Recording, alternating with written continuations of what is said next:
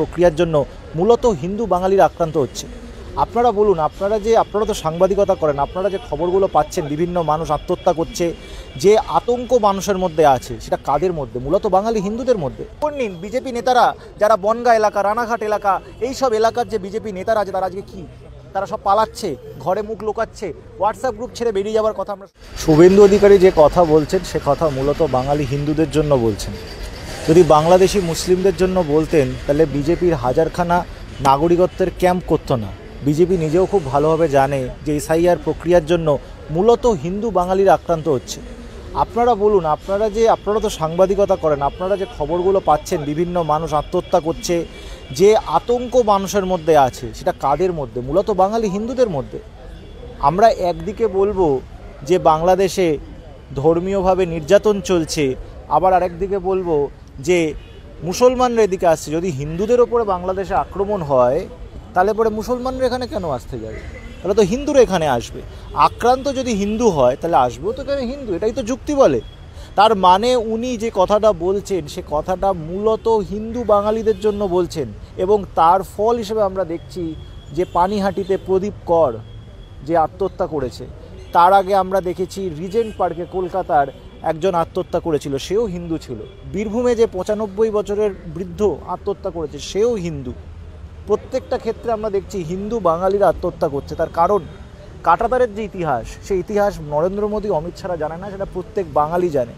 47-এর দেশভাগ যে হয়েছিল, ভারত ভাগ হয়নি, বাংলা ভাগ হয়েছিল এবং পাঞ্জাব ভাগ হয়েছিল, এবং তার জন্য বাঙালিদের গায়ে আজও কাঁটাতারের সে রক্ত দাগ লেগে আছে, সে কষ্ট আমাদের বুকে আছে। আমাদের ঠাকুরদা, আমাদের পূর্ব প্রজন্মরা সেই ইতিহাস জানে। সেই যে ইতিহাস, সেই যে দগ্ধ ব্যথা, সেইটা আবার ফিরিয়ে আনছে বিজেপি।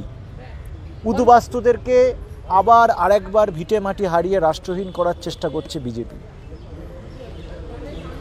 অন্যদিকে বারংবার এই যে বাঙালি হিন্দুদের কথা, উদ্বাস্তুদের কথা আপনারা বলছেন, কিন্তু এই বাঙালি হিন্দু উদ্বাস্তুদের কথা তো বঙ্গ বিজেপির শীর্ষস্থানীয় নেতাদের মুখ থেকে শুনতে পাওয়া যাচ্ছে না। তারা বারবার বাংলাদেশি মুসলমানদের কথা বলছেন, আরও কথা বলছেন শুভেন্দু অধিকারী, বাংলাদেশি মুসলমান তাড়াতাড়ি বাংলা ছাড়ো, পালাও, মানে হুঁশিয়ারি দিয়ে যাচ্ছেন ক্রমাগত।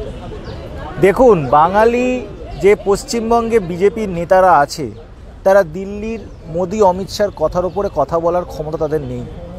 মোদি অমিত শাহ বাংলা কী জিনিস বোঝে না, বাংলার ইতিহাস জানে না, এখানকার মাটি চেনে না, এখানকার সংস্কৃতি বোঝে না। তারা যেটা বলছে সেটাকেই তারা আউড়ে যাচ্ছে। আপনি দেখেছেন আজকে খবর এসছে, দুবারের সাংসদ জগন্নাথ সরকার বলেছে 26-এ বিজেপি সরকার করলে পরে ভারত বাংলাদেশ যে বর্ডার আছে পশ্চিমবঙ্গে, সেই বর্ডারটা তুলে দেওয়া হবে। তার কারণ জগন্নাথ সরকারকে রানাঘাট থেকে ভোটে জিততে হবে, এবং সেই জায়গা মূলত উদ্বাস্তু, মূলত বাঙালি হিন্দুদের এলাকা। এবং জগন্নাথ সরকার খুব ভালোভাবে বোঝে যে জগন্নাথ সরকার এসআইআর হলে পরে কোনোদিনও যার যে কেন্দ্র, সেই কেন্দ্রে সে কখনো ঢুকতে পারবে না। সেটা নরেন্দ্র মোদী অমিত শাহ জানে না, তারা তার ইতিহাস জানে না। তারা যে ডিরেকশন দিচ্ছে সে ডিরেকশন এই বঙ্গ নেতাদেরকে অক্ষরে অক্ষরে পালন করতে হবে যদি চাকরি বাঁচাতে হয়, তাই তারা বাঁচাচ্ছে। আপনি খবর নিন বিজেপি নেতারা যারা বনগাঁ এলাকা, রানাঘাট এলাকা, এইসব এলাকার যে বিজেপি নেতারা আছে তারা আজকে কি, তারা সব পালাচ্ছে, ঘরে মুখ লুকাচ্ছে, হোয়াটসঅ্যাপ গ্রুপ ছেড়ে বেরিয়ে যাওয়ার কথা আমরা শুনতে পাচ্ছি। তার কারণ মানুষের প্রশ্নের উত্তর তারা দিতে পারছে না। তারা গ্রাউন্ড রিপোর্টটা জানে, তারা গ্রাউন্ড রিয়েলিটিটা জানে, দিল্লি জানে না, দিল্লি বাংলাকে চেনে না।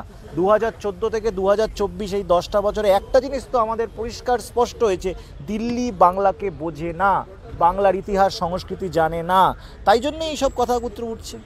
অন্যদিকে প্রেস কনফারেন্স করে শুভেন্দু অধিকারী যে যারা মারা গেছেন এসআইআর আতঙ্কে তাদেরকে নিয়ে বিদ্রুপ করতে শোনা গেল শুভেন্দু অধিকারীর মুখ থেকে। তিনি বলছেন কোট আনকোট যে আমার বাড়ির পাশেও একটি কুকুর মারা গেছে, সকালবেলা শুনলাম। হ্যাঁ, ওরা বাঙালি হিন্দুকে কুকুরই মনে করে, বাঙালি হিন্দুকে কুকুরই মনে করে। এটা প্রথম কথা নয়। 2019 সালে বলেছিল কুকুরের মতো মারবো, বিজেপি যখন ভোটে 2019-এর ভোটে বলেছিল। বাঙালি হিন্দুদের, বাঙালিকেই ওরা কুকুর বলে মনে করে, বাঙালিকে ওরা কুকুর বলে মনে করে দিল্লি। এবং কুকুরদের কোনো অধিকার তারা সহ্য করবে না, বরদাস্ত করবে না। তাদের যে ভেতরকার যে ঘৃণাটা বাঙালির প্রতি, সেটা বেরিয়ে আসছে।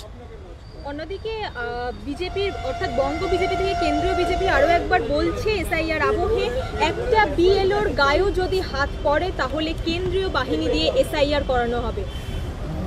এই বিএলওর গায়ে হাত পড়ার যে কথা বলছে, এই বিএলওর গায়ে কি? আজকে তো বিজেপির নেতারা মার খাচ্ছে, আজকে বিজেপির নেতারা পশ্চিমবঙ্গে মার খাচ্ছে না, বিজেপি শাসিত রাজ্যে মার খাচ্ছে, বিহারে মার খাচ্ছে, বিহারের সরকারকে চালায় বিজেপি চালায়, বহু জায়গায় মার খাচ্ছে। আমরা উড়িষ্যায় দেখেছি মার খেতে, আসামে অতীতে হয়েছে।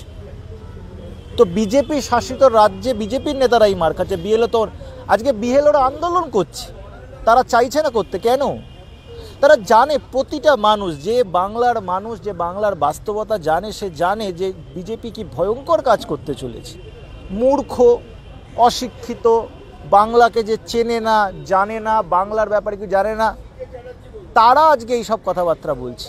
আগে বাংলায় ভোট করতে আসবার আগে বসে বাংলার ইতিহাস, বাংলার সংস্কৃতি, বাংলার ভূগোল, বাংলার মাটিটা নিয়ে আগে পড়াশোনা করুন, আগে বাংলাকে চিনুন, জানুন, ইতিহাসটা জানুন, তারপর আপনি এখানে আসবেন। আপনারা দিল্লিতে বসে সিদ্ধান্ত নেবেন, আপনারা মাটি সম্বন্ধে একটুও জানবেন না, তার মূল্য তো আপনাদের চোকাতে হবে। একেবারে শেষ প্রশ্নে যাব। মঙ্গলবার কলকাতার রাজপথে নামছেন অভিষেক বন্দ্যোপাধ্যায় এবং মমতা বন্দ্যোপাধ্যায় এসআইআর আবহে আন্দোলনে। অন্যদিকে পাল্টা কর্মসূচির ডাক দিচ্ছে বিজেপির। একজন অবৈধ ভোটারের নামও যদি তালিকায় থাকে, 1 লক্ষ বাঙালি নিয়ে নির্বাচন কমিশন ঘেরাও করবে বিজেপি। আচ্ছা, আমাকে একটা প্রশ্ন বলুন, বিজেপি আসামে কেন এটা এসআইআরটা করলো না? 2026-এ তো আসামেও ভোট আছে, আসামে এসআইআর করুন। আসামে আপনারা যে সিএ ক্যাম্প করছেন, সে ক্যাম্পগুলো আসামেও খুলুন, আপনারা খুলুন, তাহলে আমরা বুঝবো আপনাদের সৎসাহস হয়, সদিচ্ছা আছে। পশ্চিমবঙ্গে যেরকম বাংলাদেশ বর্ডার আছে, আসামে তো বাংলাদেশ বর্ডার আছে, তাহলে আসামে কেন করছেন না আপনারা? কারণ আপনারা জানেন যেদিন আপনাদের প্রথম সিএ ক্যাম্পটা খোলা হবে, সেদিন আপনাদের আসামের লোক মেরে চামড়া তুলে দেবে। তাই আপনাদের সে সাহসটা নেই। সেটাকে আগে করুন, তারপর আপনারা বাংলা নিয়ে কথা বলবেন। যেখানে আপনারা নিজেরা সরকারে, সেটাকে দেখান, পথটা দেখান লোককে।